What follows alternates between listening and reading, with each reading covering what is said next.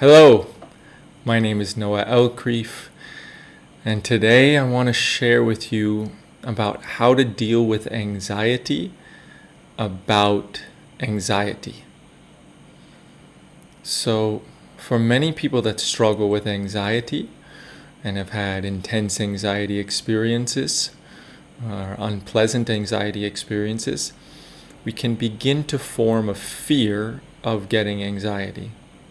We can begin to feel afraid of feeling anxious.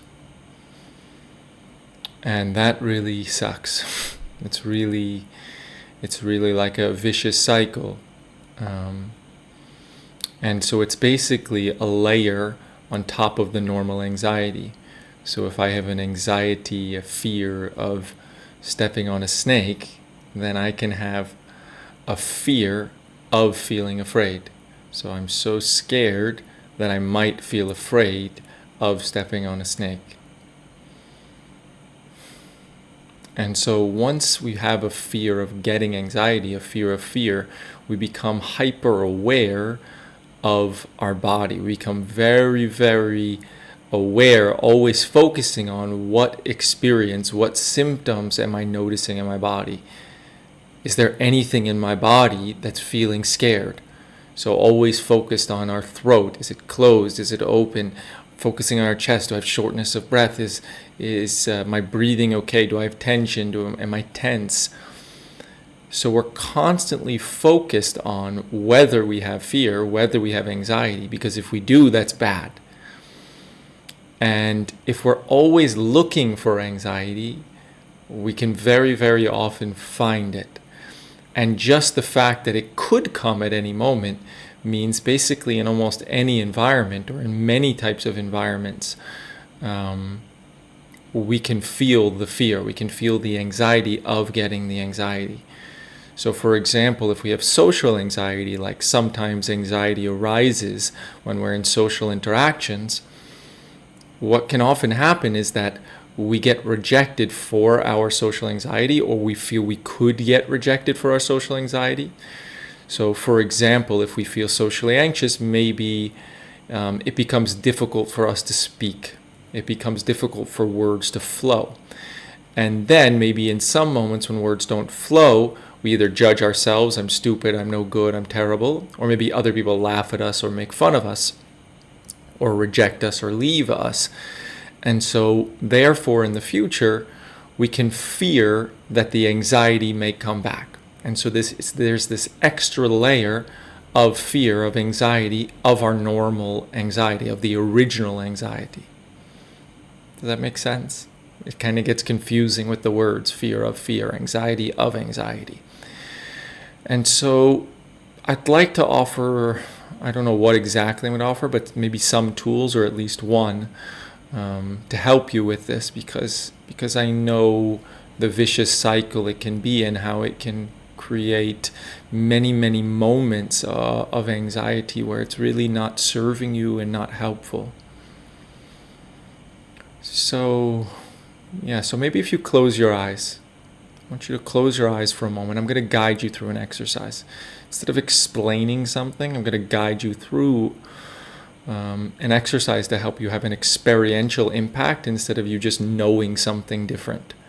One of the traps in working on our emotions or self-help or any of that is to try to understand things, to understand what's going on instead of actually healing it or shifting our experience.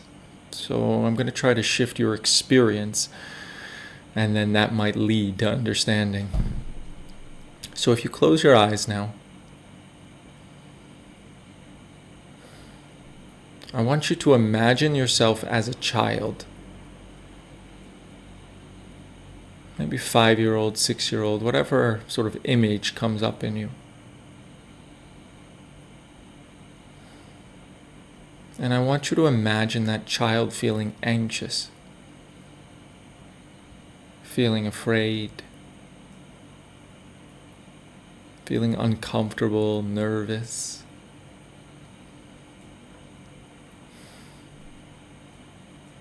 And I want you to imagine that one or both of his or her parents are there with him. And that your parents notice the fear, notice the anxiety. And I want you to notice what their response is. Are they comforting? Are they gentle? Are they compassionate? Or do you notice maybe they're frustrated, annoyed, confused, afraid, or perhaps even judging you? How did they treat you when you had fear, when you had anxiety, when you felt nervous, when you felt uneasy? Just imagine it. It's not about making our parents wrong, but maybe they didn't know any better. And sometimes maybe our mom felt frustrated because she wanted us to be happy, and when we were afraid, she felt frustrated because she didn't know what to do. Maybe it triggered her own fear. When you're afraid, maybe she's afraid. Afraid that you will get hurt, afraid that you will stay in fear, afraid that she will be a failure, afraid of thinking of herself as a terrible mom if her child is afraid. Maybe she's annoyed. Maybe your father is annoyed and judges you for your fear. Maybe for him it's illogical for you to be afraid of a cricket or a spider or a dark room. And since he doesn't understand it, he judges you or gets annoyed by your anxiety, by your nervousness. So just notice their response. And now notice the child's response, the child you, how the child feels in response to how his parents are treating him. Whether it's the mother or the father or both. But it might be helpful to isolate one parent. Notice that the child unconsciously, automatically absorbs, gets an imprint from how his parents are treating him. He learns, if I feel anxious, if I feel nervous, if I feel afraid, this is how I will be treated. I'll be treated with frustration, annoyance, rejection. Maybe it brings up in your mother or your father that they're failing as a parent. So they feel bad about themselves when you feel afraid. Like if you're afraid going to school and all the other kids seem to be doing fine, they can feel I'm a bad parent, right? I'm failing if my kid's afraid and the other kids aren't afraid. And then they can take out that rejection towards you, that you're bad, you're screwed up, so they don't have to take responsibility for their own pain. So the child absorbs their parents' response. That if I feel afraid, if I feel nervous, I get rejected, I get frustration, I get fear. And we can absorb that as an unconscious conclusion, that I'm bad if I'm afraid, I'm unlovable if I'm nervous. Or we can absorb it as our parents' our parents have a response to our fear, and we can sort of absorb that ourselves. So every time we feel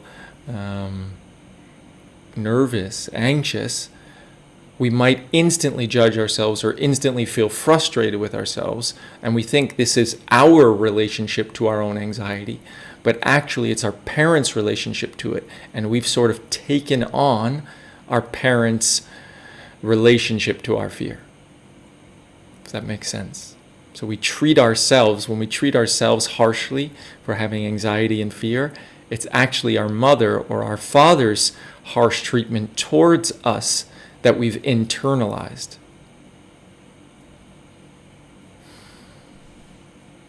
So I want you to imagine the child with his parents, or with one of them, in a moment when he's feeling afraid, anxious, nervous. Notice how his parents are treating him, how her parents are treating her, her mother, her father. And see if you can notice the child absorbing, inheriting this treatment, this response to fear and anxiety. And I want you to reverse the process. So tell that child, this isn't yours. This isn't your emotional response to fear. This is your parents'. And you don't have to hold on to this anymore. You don't have to keep it in your body. You don't have to keep it in your system. So I want you to give it back now. Give this emotional response back to your mother, back to your father. So, if there's frustration in response to the anxiety, imagine it flowing out of you and going back to your parents' feet, like placing it in front of them.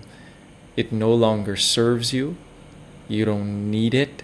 It's not yours. It's not true. It's not helpful. It doesn't help you or your parents for you to hold on to this. And it doesn't hurt your parents for you to give it back. It's not like it's adding fear or frustration to them. If every time there's anxiety, there's fear comes up in response, it could be your parents' fear. So imagine that the child lets go of the fear, that like a wave of fear. Visualize it. Really visualize this extra layer of fear on top of your anxiety, or frustration or rejection on top of the anxiety. Maybe it's a cloud, like a black cloud. Maybe it's a ball, a dense ball. Who knows? But imagine it in some way. It doesn't matter if it's real or not. We're imagining it to the place where it feels real. You understand? What matters is that it feels real. And imagine it leaving. Imagine it gets lifted off of you. Imagine you just like pull out the ball and place it at their feet. You don't need to hold on to it. It's not yours. It's not true. It's not real. It's not needed. So it's time to give back the imprint, the emotional imprints and trained responses to our anxiety that aren't ours. So I'll give you a few moments to do that, if you haven't already.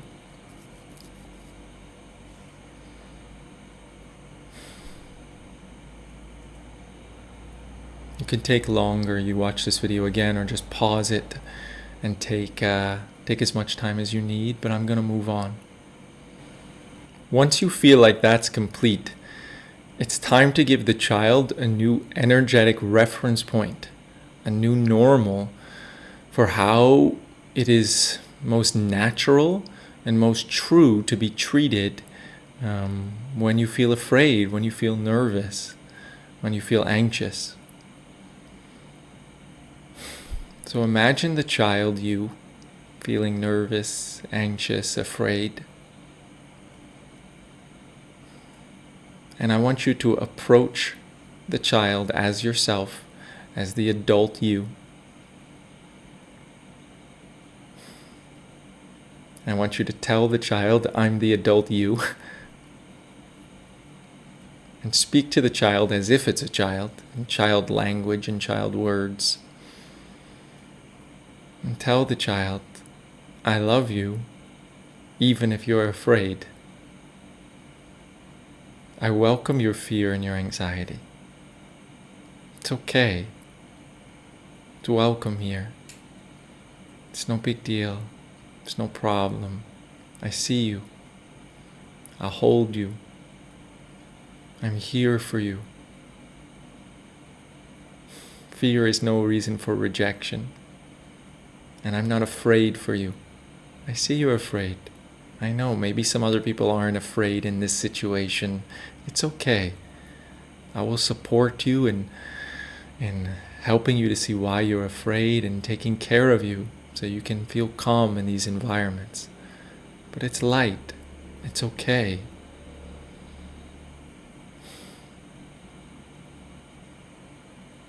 Let the child feel accepted. Let the child's fear feel welcome.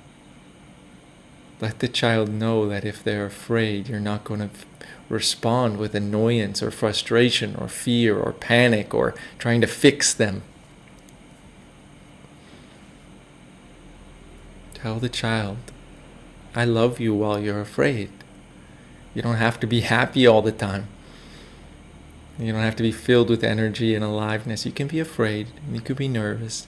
You can be scared to talk, and I'll hold you. I'll help you know it's safe. I'll help you feel comfortable to open up. That I'm here for you.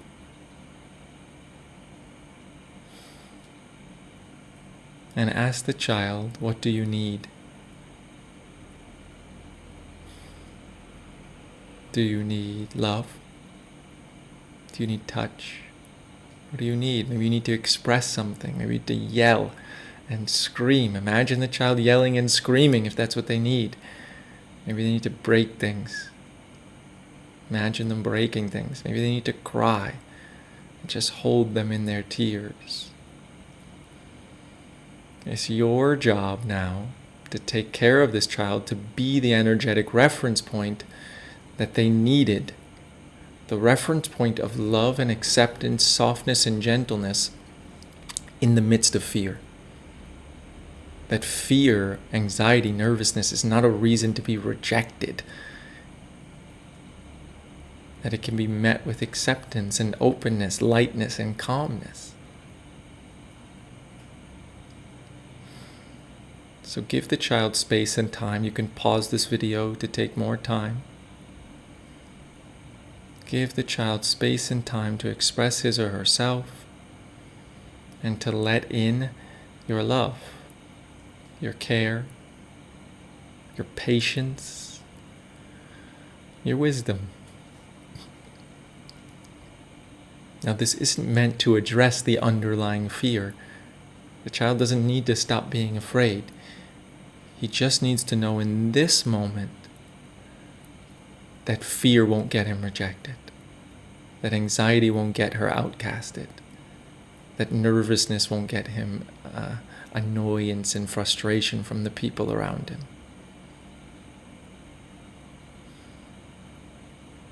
Yeah. So when that feels complete, you can open your eyes and I'll share some more. Welcome back.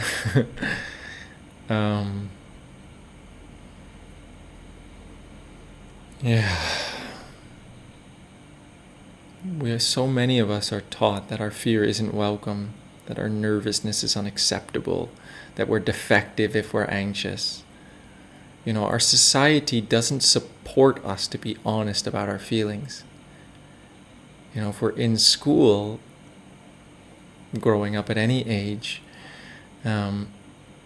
it's not really allowed to express your fear. It's not an environment to share all your fears, share that you're anxious about your test scores anxious about your test scores actually is oddly enough acceptable. But other types of anxieties and fears, well, actually, I'll talk about that for a moment. So notice that it's really socially acceptable to say you're anxious about your test scores, you're stressed about your work performance. That's really, really socially acceptable.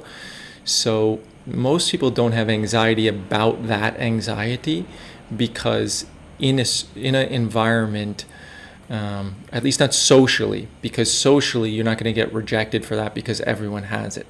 You might still have fear of those anxieties because maybe when you... Yeah, I think I have to say something about this. So if you go into a test and you have anxiety, maybe that anxiety can have an impact on your ability to concentrate, so it can impact your test scores. So you might have fear of having anxiety because it will give you negative test scores, low test scores. The same thing with work performance. You can be afraid of having anxiety at work because when you have anxiety at work, you can't be efficient enough to have the level of performance that you want. So it seems I'm not addressing those types of anxiety in this video. I'm addressing the anxiety about getting anxiety in social situations. Yeah. So now that that's clear, let's move on. So our society doesn't make it normal to share our social anxiety.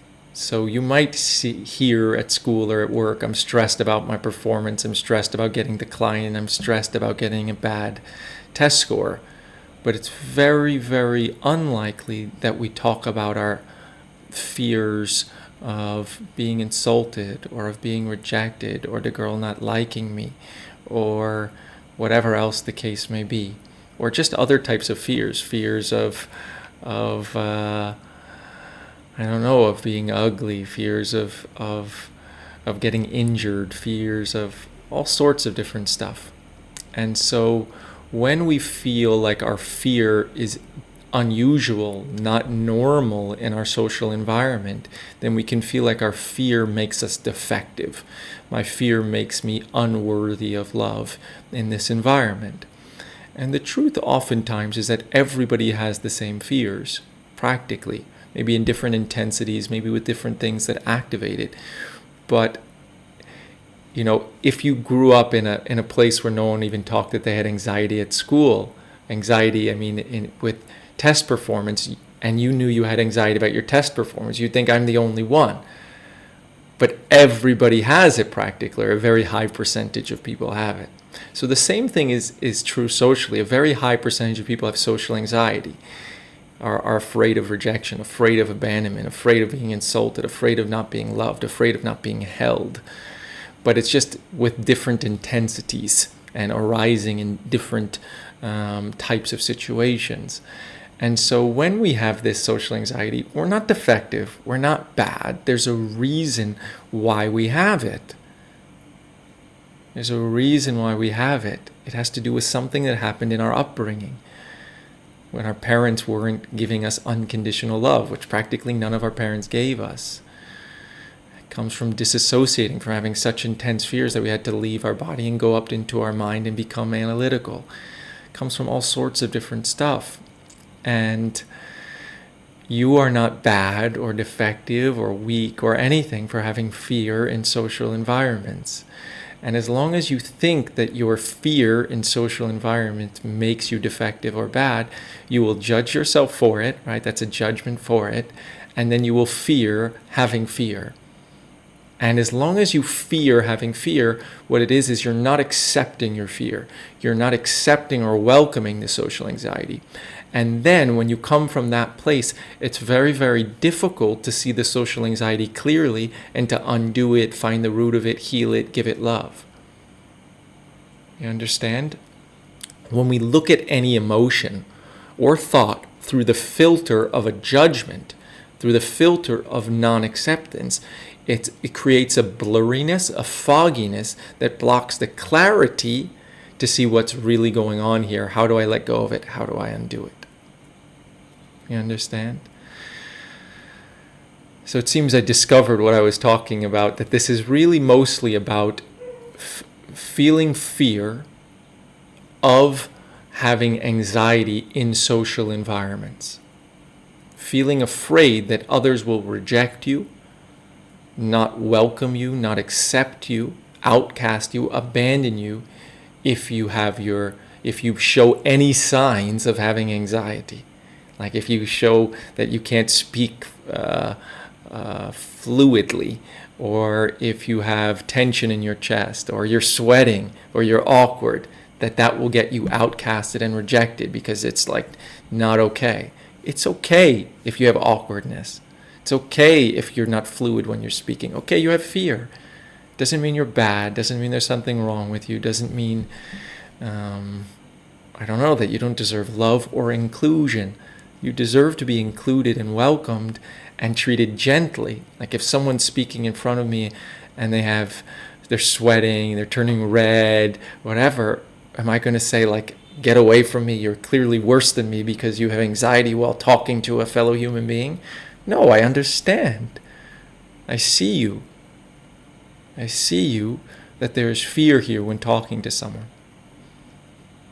And that means there was fear when talking probably to your mother and father, or father as a child, because you were dependent on them for survival. And if they don't accept you, if they are rejecting you in one subtle way or another, that can manifest as being afraid of all men or all women, are all men in that environment, are all women in that type of environment, are all women who look like this, or men who look like that. You understand? It's not a sign you're defective, it's just the manifestation of a previous scary experience. So I have gentleness towards it. And it's time for you to have gentleness towards yourself, to realize that's the natural, it's just the normal, natural, intuitive response when we see someone in fear, is to take care of them, to support them. Like if you saw a child in fear, are you going to say, oh, they're terrible for being afraid? The natural, intuitive response is to treat them with love, gentleness, and compassion. And so if we're afraid and our first response is, I'm terrible, I'm horrible, I'm no good, that is not our natural, intuitive response. We were trained, programmed to have that response by the people in our life, usually our parents, but could be other people. And so we want to untrain, deprogram how we were treated when we had fear, and then give a new reference point, a new treatment towards ourselves as the new normal, the new pathway for what is natural, intuitive, and instinctive in how to treat ourselves when we feel fear, anxiety, or nervousness. Yeah, so I think that's all I'll say about that. I hope you found it helpful. Please feel free to ask questions in the comment area. I will probably respond, at least in the beginning. And I would love to hear your experience, to share with me what impact you noticed. And if it helped you, share with others.